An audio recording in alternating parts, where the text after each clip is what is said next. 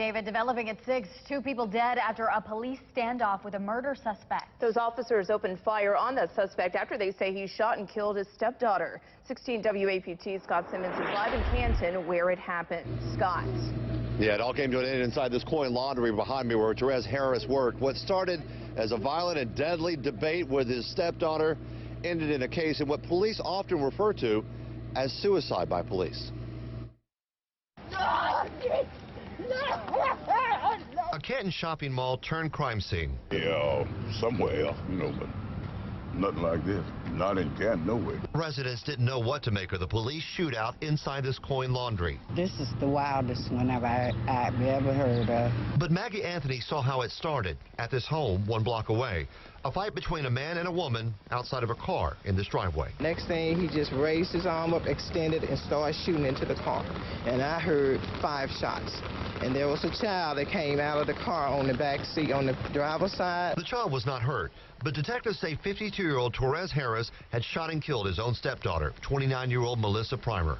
Harris took off running to the shopping mall into the Coin Laundry, where he worked part-time. According to authorities and witnesses inside that Coin Laundry, when Harris ran inside, he told those customers to get out, that he had no intention of going to jail. A Canton police officer and a Madison County Sheriff's deputy both went in to try and talk him into surrendering. The officers tried to reason with the gentleman and get him to put his weapons down. He did not comply with those orders. He, in turn, raised his firearm at the officers, and unfortunately, the officers had to discharge their weapons, and the suspect is deceased at this time.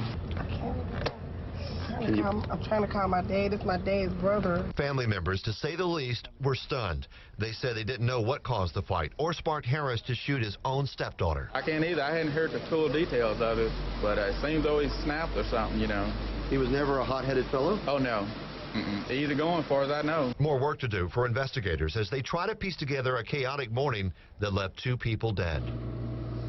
Multiple jurisdictions involved in this investigation, in part because both Madison and Canton police officers are suspected of using their weapons, but also the use of a taser to try and subdue Harris before they shot him. The MBI has been brought in to work on the investigation as well. Live in Canton, Scott Simmons, 16 WAPT News. All right, Scott. Thank